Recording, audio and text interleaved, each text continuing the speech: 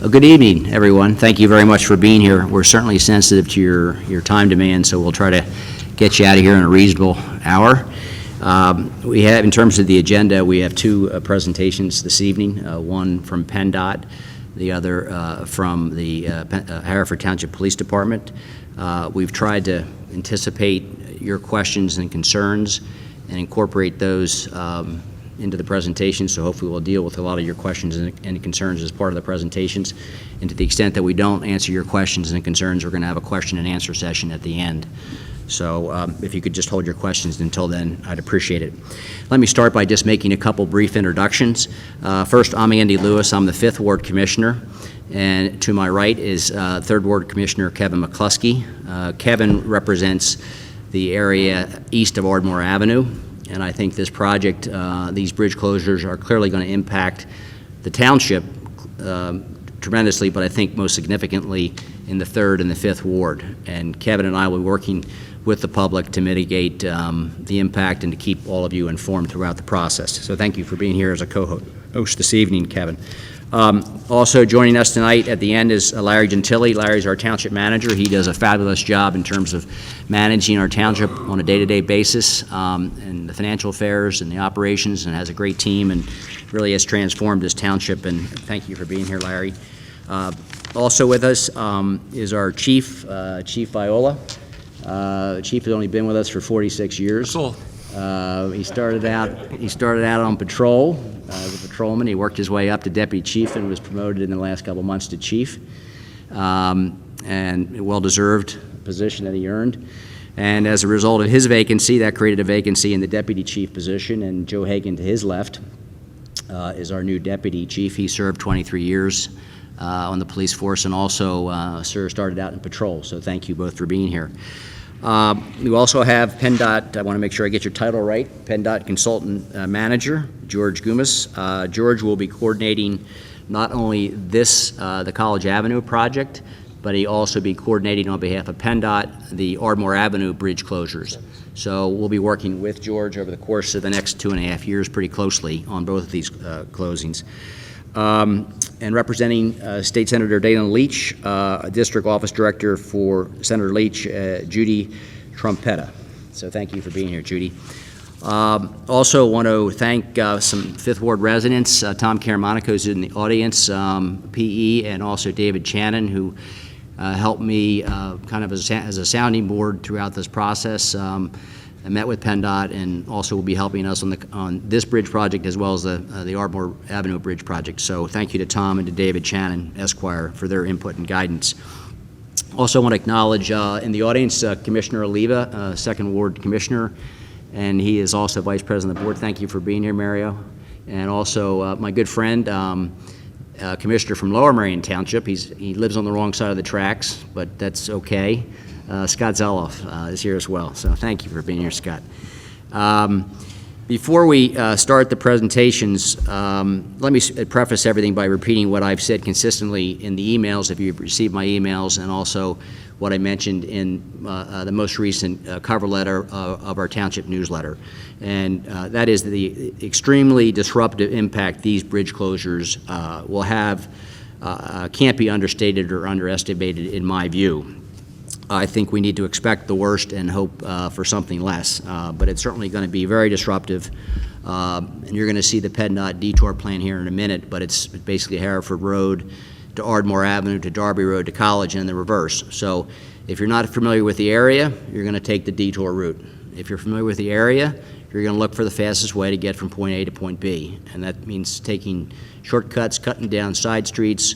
You know, we all put up with speeding and people floating through stop signs as it is. It's only going to get worse. So, so we're going to have to exercise some patience, and certainly in the conversations that I've had with, in fact, we met a week ago Friday with Larry Gentili and the chief and the deputy chief.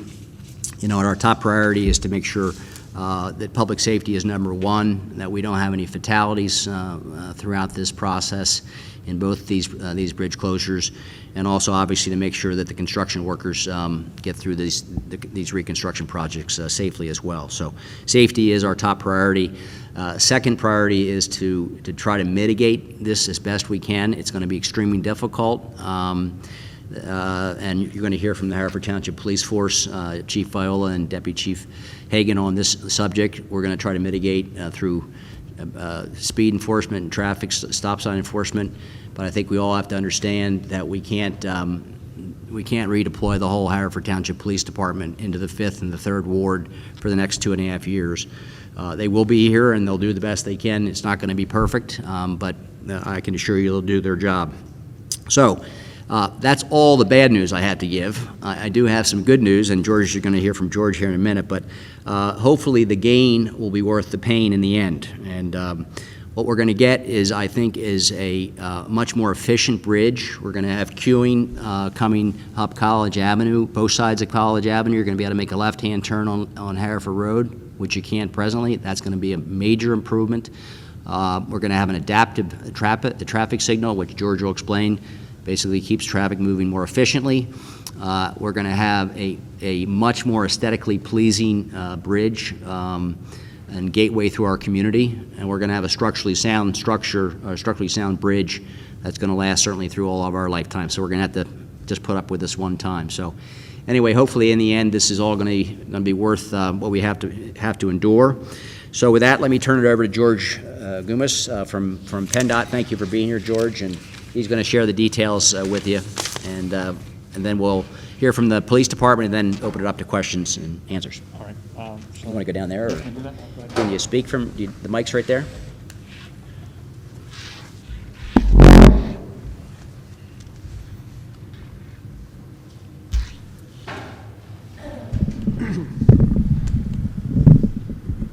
Well, good evening. My name is George Gumas. I'm the project manager for PennDOT for the Haverford, for the College Avenue and Ardmore Avenue bridges here in Haverford Township. The first one on the list here is College Avenue. That's the one that you're all concerned about because we're on the verge of moving to construction. I'll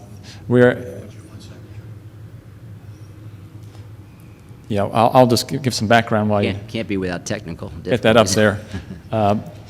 The status of the project is that we're at the end of the final design phase, meaning that we are ready, just about to advertise the project. There are a few outstanding issues which have caused some delay to that, a lot of delay. There's a right-of-way issue that's continuing as we speak, and we're more hopeful than ever that that's going to be resolved soon. So while I can't give you a solid date on when construction will start, we're hoping before the end of this year. That's about all I can't really give a promise because that process doesn't have a clear end to it, except that it should be soon. We're hoping this summer we can get right-of-way clearance for the project. So what that means that once that's acquired, then we can go to advertisement. The project can be advertised for construction. So again, to locate the bridge, it's right there. Yeah. You have a red light? I don't. Maybe you could highlight with a red light. All right.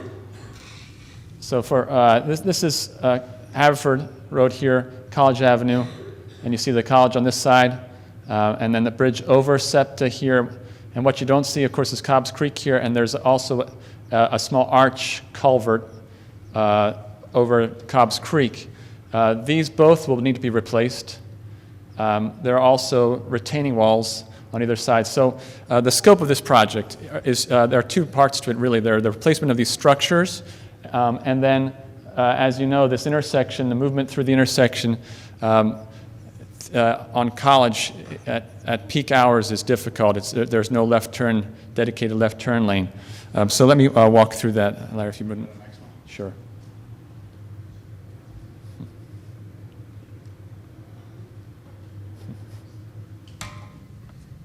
That one down there.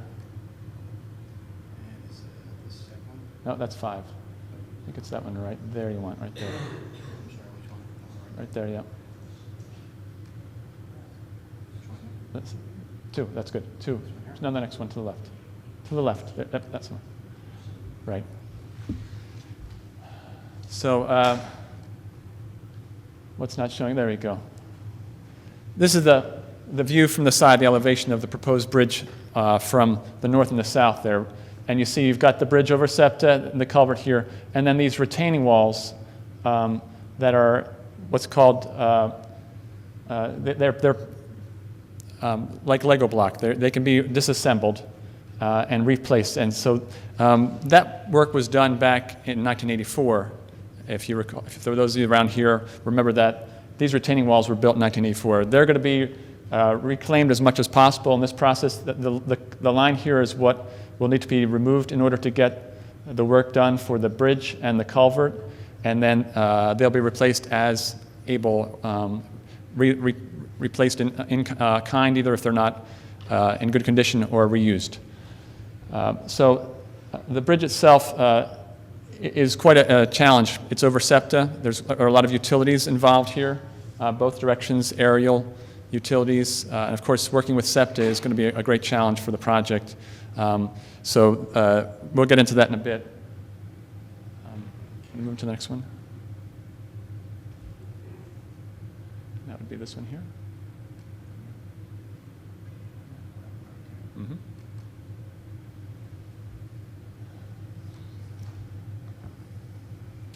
Okay, the intersection itself.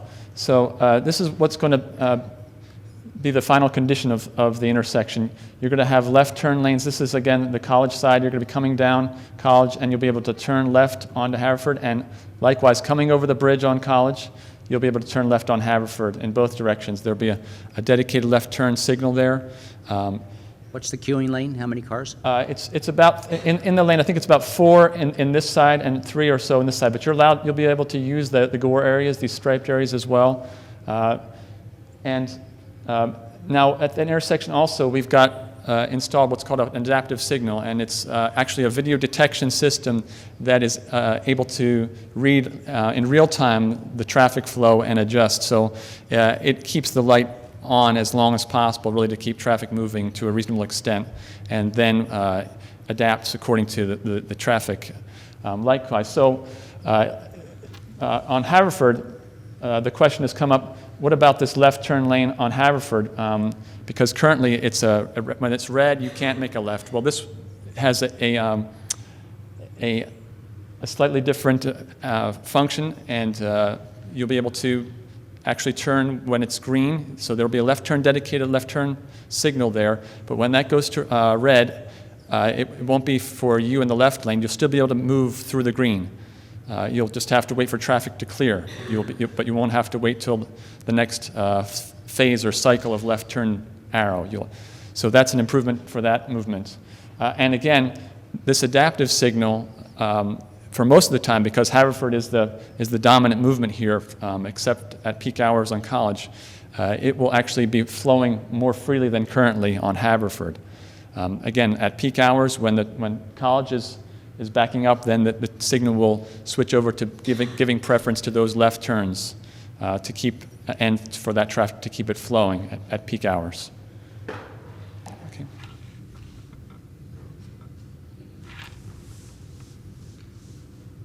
Down there. Yep. Mm-hmm. So this is going to give you an idea, if you can see that from way back, what it's going to look like at different locations. So this is, again, on College. We're at the College to your left, looking south or west on College. What currently is there, you see there's no left turn lane. This is the proposed condition with the left turn lane. Sidewalk will be replaced again. We're widening out a bit, so the sidewalk is going to push out a little bit. You'll see across the road, we'll get to that, but you can see likewise across on the other side the left turn lane. This is the rendering of the proposed bridge. Currently, it actually has 2 spans. There's a pier next to the SEPTA tracks. This is going to go to 1 span, clear span there, and it's going to have some treatment on it, some stone facing treatment there. It's a form liner. It's not real stone, but it's made to look like stone. That's what you see on these renderings over here. Again, from the other side now, we're looking down College. Away from the College, we're looking west, and you've got now this beginning of this turn lane. This gore or striped area is preparing you for the left turn lane over here as you come across the bridge. And the parapets have this stone form liner feature on them. Larry? Can you talk about the sidewalk? Right. The sidewalk is, there's going to be no sidewalk on the proposed bridge. The sidewalk, first of all, there's no station there anymore, but also the need for a sidewalk is really was not determined for this bridge. There's going to be a shoulder area. As you see, this is going to be a stripe. The white line to the right is the shoulder on that north side of the bridge. So pedestrians will still be able to cross the bridge? Well, yeah, pedestrians cross, but again, on the other side of the bridge, there really is no shoulder to think of on College Avenue, so having a sidewalk to nowhere really has no purpose in There this. are a lot of folks that use to go to access Hereford College, but they can access it through. Oh, yeah, the shoulder area is for pedestrians, yeah, Right. that's useful there. But in terms of getting to the intersection, maybe we can show back at that plan, the previous plan. And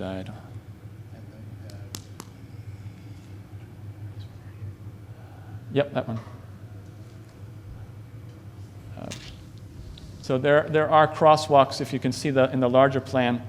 There would be crosswalks to move around the intersection of College and Haverford. So there will be signals, pedestrian signals there, and crossings for the intersection.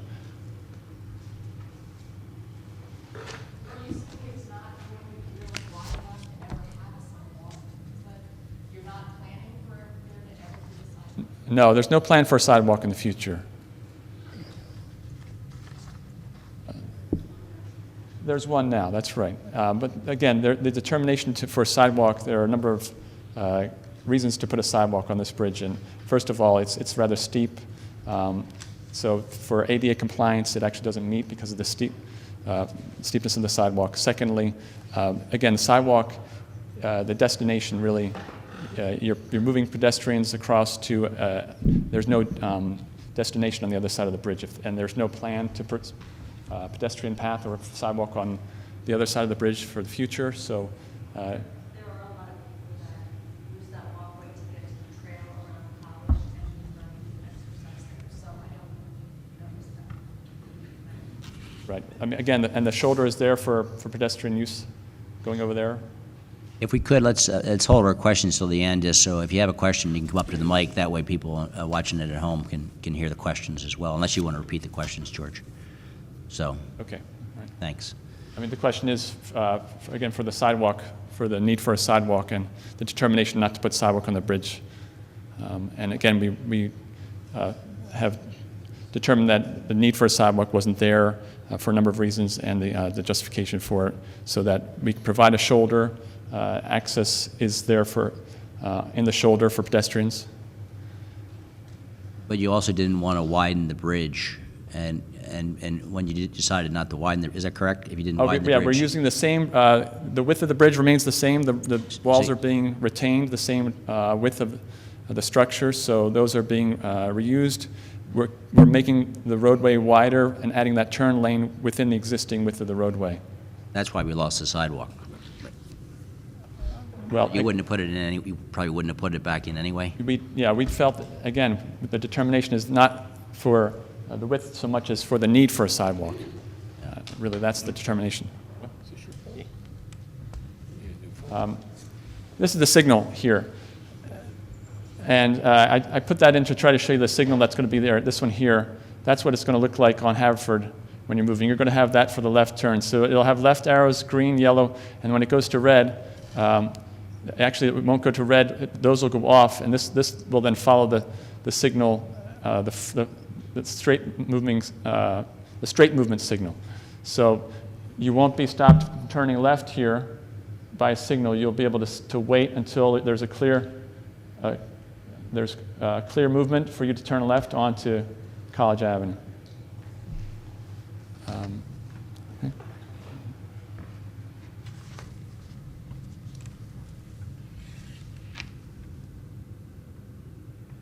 Yep, right through.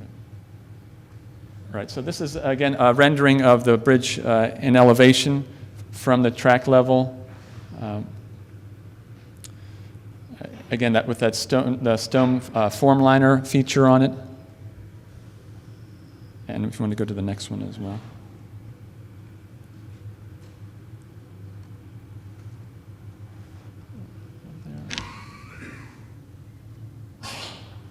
And again, this is the street view now looking from the other side of the bridge and towards the college. This is where the road is coming up onto the bridge. It starts to move to the right, and you get this gore area, which then beyond that becomes the left turn lane.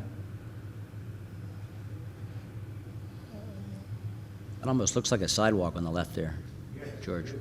No, there's no sidewalk. There's no sidewalk. This here? Yeah. That's a little bit deceptive. That's the bottom of the barrier. Like you see here, this is a little flare of the barrier here. That's plain concrete. Okay, so it's not that wide?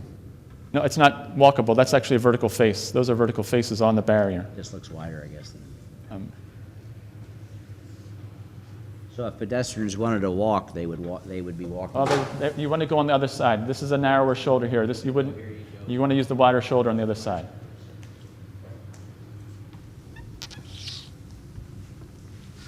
Right. I think we've gone to the end. The slides. Yeah, I think we've. Right. Okay. So that's the project. Again, the status is that waiting for this right-of-way clearance, and we're hopeful that we can get to construction in the next few months. Duration is the next question. The detour, length of detour, and it's going to be likely a year-long detour. That's at least for the detour. The construction will probably be longer. Going to construction late fall is not the ideal time. It's always good to go in the early spring, but if we get the window to go ahead, we're going to move to start construction as soon as we can. There is a challenge of doing construction and concrete work in wintertime, and that's what would be our challenge, being in construction through the winter. But we're going to be going at least into next year, next fall, with construction. So expect that detour to be around a year in length. The detour. I didn't mention the detour, actually. Okay, great. Yeah, again, the detour is the Haverford to Ardmore to Derby. It's a pretty straight shot there. It'll be signed pretty clearly for everyone. And again, this is the state signs state routes, so that's not to say that people can't use other routes, but we are required to show on our detours a detour using state routes.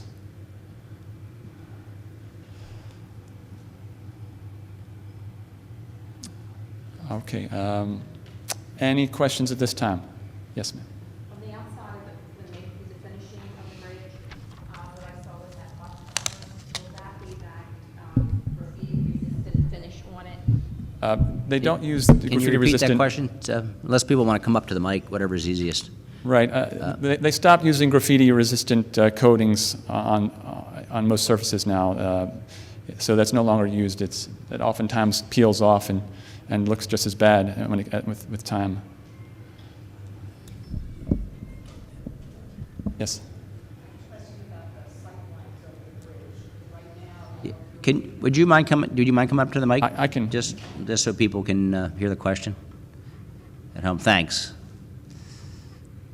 So I had a question about the sight lines over the bridge. Right now, if you're waiting at the bottom, I'm always looking in my rearview mirror, I figure somebody's going to rear end me. Is it going to be any flatter, or will it still be? It's pretty much the same. It's the challenge of the site here. It's a really difficult. Right. You know, if you're given a blank slate, you can do anything. But we've got septic we have to clear, and we've got that intersection we have to come down to real fast. Right. So we've done our best to adjust it minimally, but really can't do too much.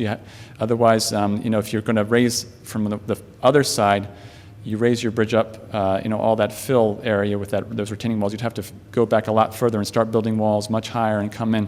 And even at that point, you're still coming up to the bridge, and you have to drop down to get to Haverford. So not a lot we can do. We're going to just have the signage that's out there now. The signal will be visible, as you're coming from College up to the intersection. that signal will be visible as you're coming in, so you'll be able to see it from a distance. It'll have a signal head, so if there's a red or a green, you'll be able to see that from a good distance. You can see it now, but people come speeding over that Doesn't hump stop them, and, yeah. you know, There's so- not a lot we can do about that. It's a challenging location. Thanks. Yeah. Yes? Can you come up to the, sorry. Yeah, I can repeat that. Just so everybody knows, it's being recorded and it's going to be on TV, so we want to make sure people can hear the questions as well. Sure. Tell me what the purpose and objective is of rebuilding this bridge. Is it primarily to provide a left turn lane, or is there other objectives? Right. The bridge itself, the replacement, the bridge is structurally deficient, which means it's not dangerous, but it's high time for replacement. It's about an 80-year-old structure, and the beams themselves are in poor condition, as well as the abutments, the supporting structures. Also, the culvert is now 90-something years old that is over the creek, and that's got significant damage to it or wear to it that is going to be replaced at this time. We're taking the opportunity to replace that as well. So the bridge primarily is the concern. It's rating fairly poorly at this point, and before it goes to posting, we don't want to get to the point where we have to post that bridge and then limit travel over it. So this is a good time to replace it. Yes, sir. I'd like to echo what the woman over on the other side suggested about the elimination of that sidewalk. I live just on the other side. Yes, sir. The Haverford College, live in Haverford College, closest thing to College Avenue and Haverford Road. That Haverford College Trail, I walk it every day. In the other direction, at any hour, I think I run into 50 people at any time. A lot of people. And if you live on this side of the bridge, it looks like you're taking your life in your hands to get over to that College Avenue Trail. There is now a sidewalk, and it looks like what you've called a shoulder is simply a very narrow stripe on the road. It's a 5-foot shoulder. It's 5-foot shoulder? Yeah, it's fairly wide there. So it's enough space for pedestrians to get over the bridge. Yeah. With 5 feet, would you consider putting in a sidewalk? Because I really believe there is a need. I agree with your comment, because I know that bridge is used a lot with people that cross over to Hereford College to use the trail. So I just throw that out if that's something that's not too late. What's that? Many of them with baby carriages. The baby carriage. Yeah. So I don't know whether you have room for sidewalk, and I just throw that as an idea. Right. I mean, again, we're not considering it for, as I mentioned, for a number of reasons. Again, ADA compliance makes it virtually impossible to put a sidewalk that's ADA compliant on the bridge. So it's What are those requirements, George? well, it's too steep. For It's ADA, too steep. yeah. Oh, I see. So you couldn't put a sidewalk in even if you Yeah, wanted to, because it when you wouldn't go meet. into the new compliance for ADA, it's too steep for. Too steep. Yeah, you can't really meet the requirements for the slope of the sidewalk. And then again, secondly, having a sidewalk to virtually reconsider it dead ending, it dead ends into a shoulder that has no width on the other side. The shoulder dies off quickly, and providing a path to a shoulderless roadway, that's not typically done. Yes, sir. I had a question, if I could. Yeah, go ahead. You mentioned working with SEPTA a couple times. Has there been any discussion as to whether that's going to cause delays to the train route along there? Sorry, delays to the? To the Route 100 that goes along there? Or is there? When there's work being done, there will be outages on the route. We're aiming for those outages to be weekend outages. So that's weekend work to get done when we need to be up against SEPTA or working over SEPTA. So a weekend outage in SEPTA's book is 11 p.m. on Saturdays to 5 a.m. on Monday morning. So there will be a number of those outages for both for utility work that needs to be done as well as construction.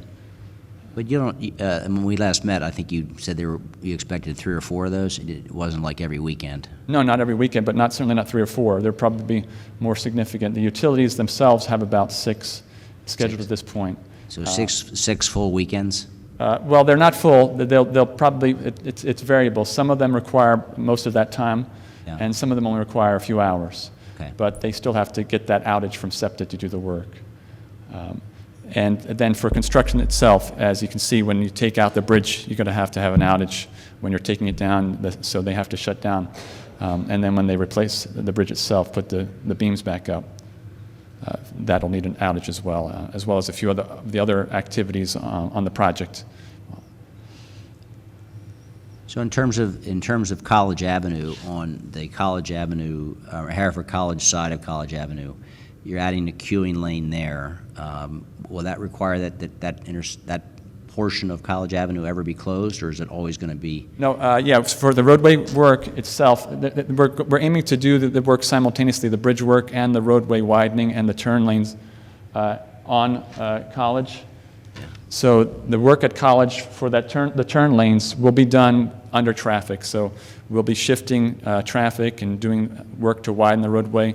When that's done, then we'll shift the traffic over to that completed portion and then complete the other side. So that, at least as far as that intersection is concerned, it won't be requiring a detour. It's just when you get to the bridge itself. Anything else? So in terms of hours too, is it a 9 to 5? 9 to 5 as well. Monday through Friday? Construction is usually a little earlier. They start early in the morning, but it's 8-hour days, 5 8-hour days. 5 8-hour days? Yeah. And then selective weekends? Selected weekends, yeah, Selective that's weekends, right. okay. Anybody else have any questions? I don't know if this is the appropriate time to address Buck Lane, which is not on the map. That is the other bridge. So you have Ardmore Avenue, College Avenue, and then you would have Buck Lane. Is this the appropriate time to bring this up or Sure. no? So the detour is very clear, so those that do know the shortcuts will use Buck Lane. And that currently is a very highly traveled road. In addition to it being highly traveled, it's also the other cut-through from Haverford Road to Lancaster Avenue. And we already have a congestion issue. Buck Lane is a single, basically it's a single file. It's really hard to get two cars by. We try, at least on the 2 blocks that I am involved in. But I'm just really concerned about the traffic flow for those that will not be taking that detour, and those that know this area will definitely defer to Buck Lane. I have 2 other points that I want to bring up. You've opened up a Pandora's box about the sidewalk not being ADA compliant. So if it's not ADA compliant on College Avenue, it's not ADA compliant on Buck Lane. That is a concern. People use that every day. There is a stop there. The third thing that I want to address is my house runs parallel to, the street I live on runs parallel to Haverford Road. And the noise that we hear from the traffic on Haverford Road between College Avenue and Buck Lane is, especially during rush hour, we hear everything. We hear the school buses, we hear the emergency vehicles, we hear just the traffic, and we also hear the 100 line. When we've had events in the past, say the golf event, when horns were being used even on the golf course, we can hear that at our home. So it's going to be not just disruptive, but to me, but to all the other neighbors. My house is not being shown on the map. If we just could bring it down a little bit, then you would see where we're at, but I think you're about the next block up here. yes. We are right off of Buck and Haydock Lane. We're on the corner property.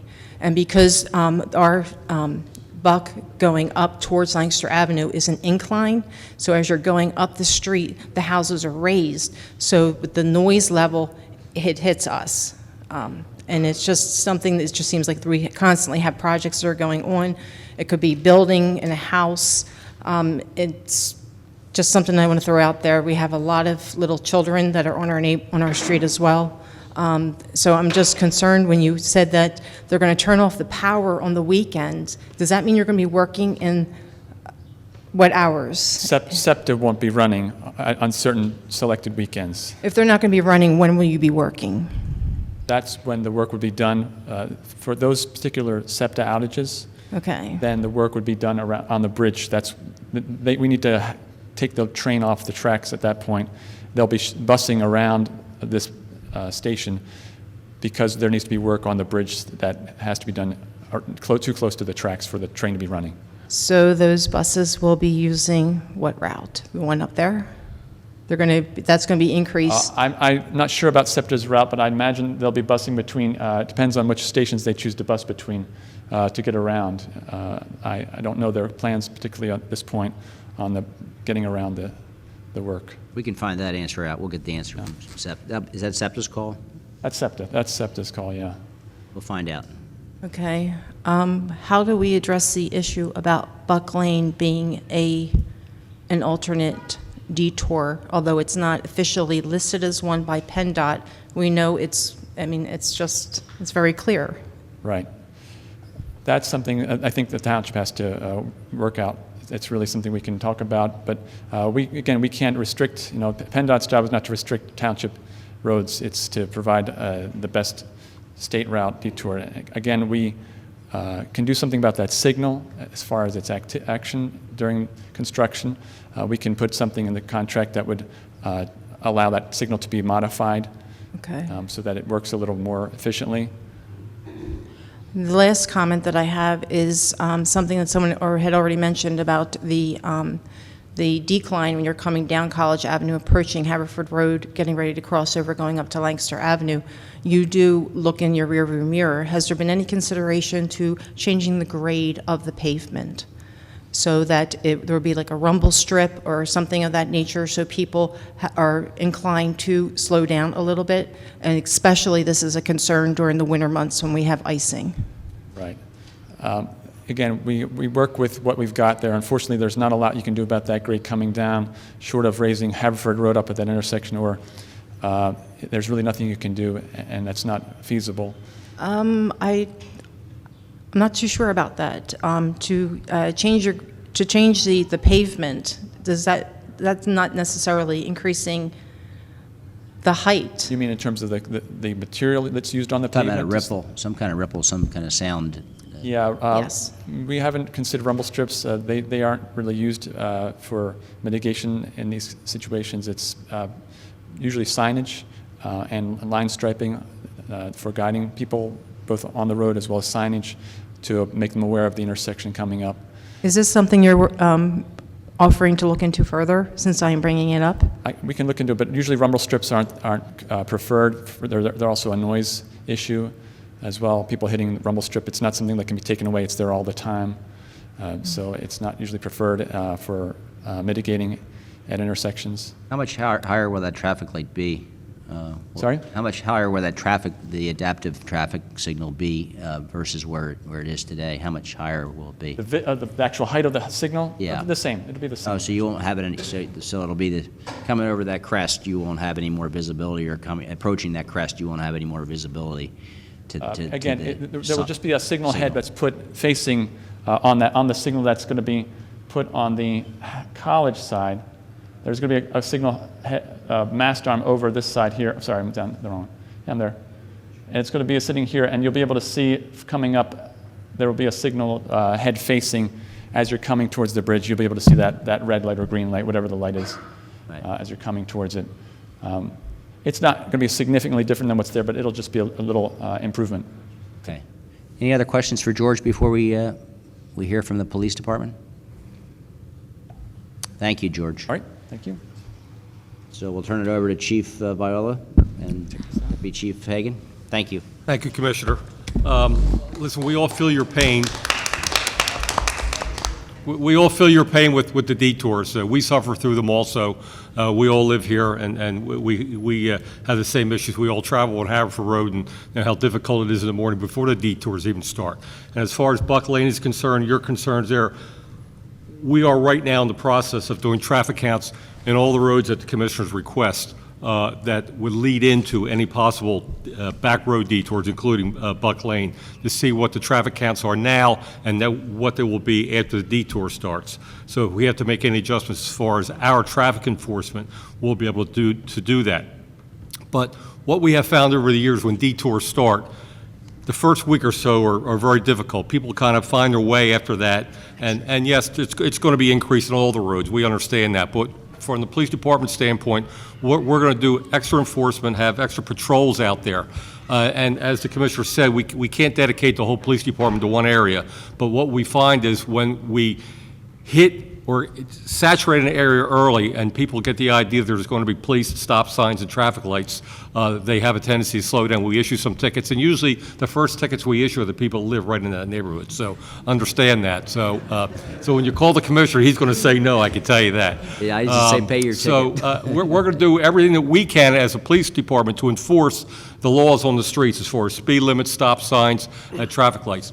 Now, Deputy Chief Hagan has counts that he'll share with you now. We're doing them now before school closes so we can get the true read, because we know in the summertime things drop off a little bit.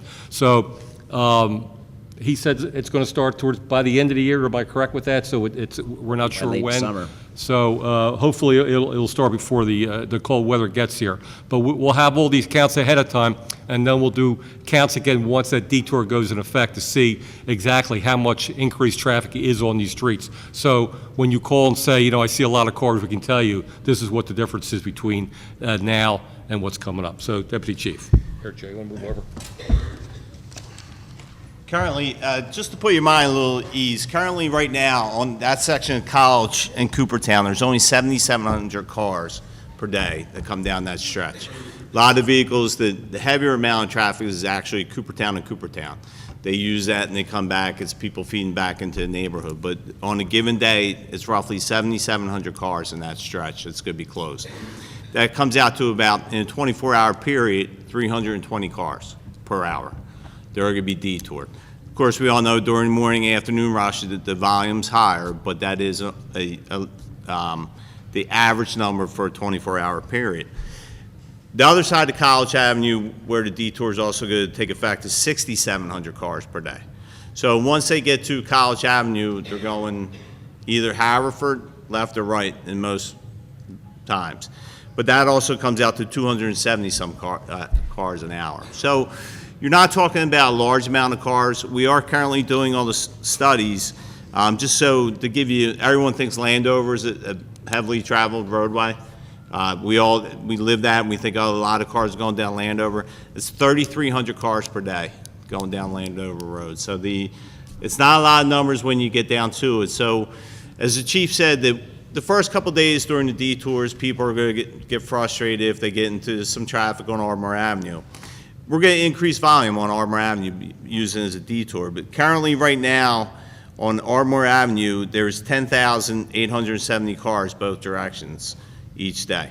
So that's in both directions. So you take that, split that in half, it's about 5,000 cars per day going down Ardmore Avenue. So we're going to be adding the 7,700 roughly to Ardmore Avenue, but it's going to splinter out. People are going to figure out the Landover Road's going to take them out to Haverford Road. They're going to figure out Buck, that stretch of Buck takes them out to Haverford Road.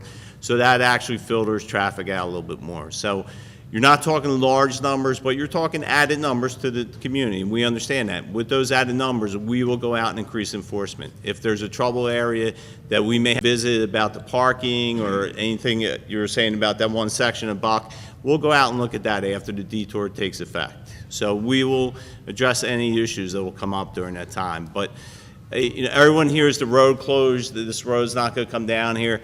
When you actually sit down and look at the numbers, it's 7,700 cars that are going to be detoured over the course of a 24-hour period. So it brings a little perspective for you, and we feel your pain. We're going to be affected by the detour, but we will be out there doing enforcement for all these residential streets that are affected.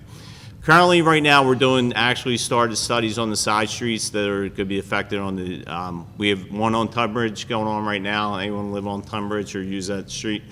If you see a little black box on the street, that's our traffic counter. It's tied to a pole. Sometimes we get a call about a suspicious thing tied to a pole. That's our traffic counter. Already. Yeah, right. Yeah. So that's our traffic counter. So we're currently doing studies on Buck Lane, on this side of Buck Lane, not on the other side. We will do the other side after that. We're going to do Golf House next, and then we're going to do all the streets that are kind of will be what we consider possible cut-throughs. The good thing about the areas like the Tunbridges and the Golf Houses, that detour is not going to get you out anywhere. So the first day you may get an increase in traffic by people figuring I'm going to use this as a shortcut. It's not really going to get them out anywhere. It's going to get them back to College, and then they're going to have to go up College again to Coopertown and get back around. So once they learn that it's not getting them anywhere, they'll stop trying to use it as a detour. So, anyone have any questions for me? Are we, Yes, sir. yeah, do you want to, I'm sorry, can you come up to the mic, sir? Sorry about that.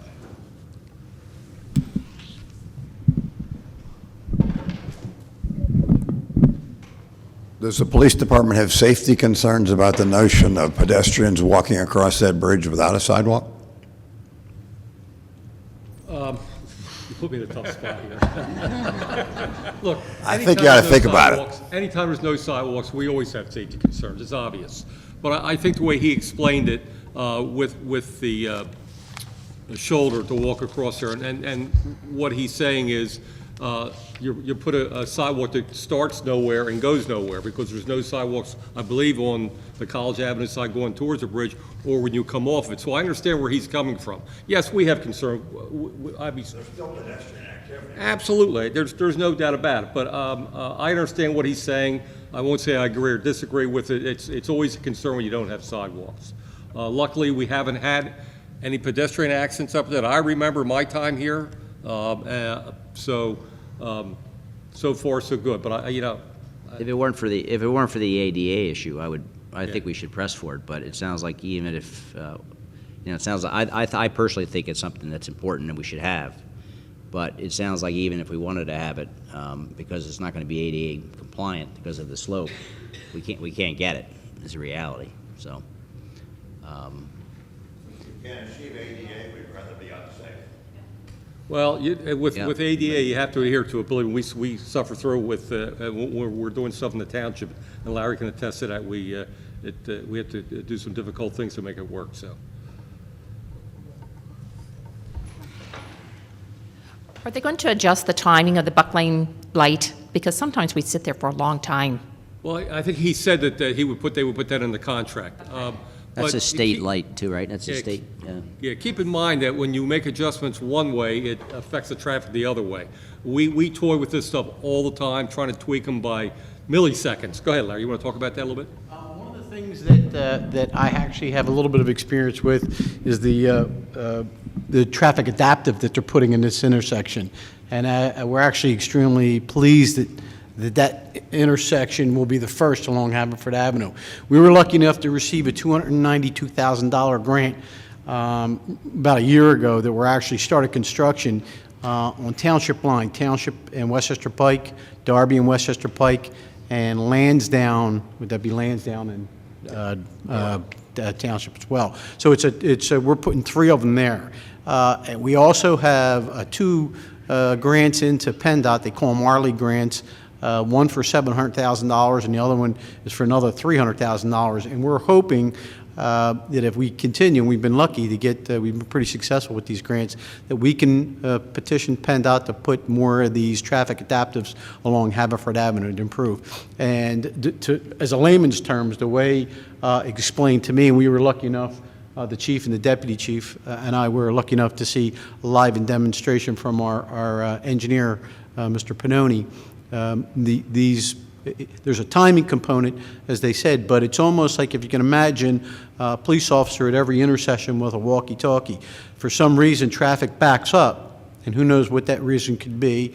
There could be just a high volume. That intersection sees that in the camera and actually tells the other signal to start moving flow. So it's a phenomenal system. That will have an impact. We're hoping again to potentially put that at Ardmore Avenue. It probably will be put at Ardmore Avenue, and then we can move all the way down to have all of Haverford Avenue done. So my plan is within the next year we'll have all of Westchester Pike. If you travel along Westchester Pike, you see the volume along that. So, but again, we've been blessed to be successful in some of the grants. So it's something we will take a look at though for that intersection. Thank you, Larry. Any other questions? When on Buck Lane mentioned noise, I hear that noise. What I also hear is, of course, your vehicles and emergency vehicles going to Bryn Mawr Hospital along Haverford Road. How much do you imagine there's going to be a slowdown for those kinds of vehicles going to Bryn Mawr Hospital. You think it'll slow them down? Is that the question? Yes, because between Ardmore Avenue and Haverford Road, it's going to be pretty I don't think it congested. will affect them because even in the morning, it's the same issue without the detour. It backs up from Bryn Mawr Avenue down to Haverford, down to Eagle Road. So with that middle lane and lights and sirens, I don't think you'll have any issue with emergency vehicles getting through. I really don't.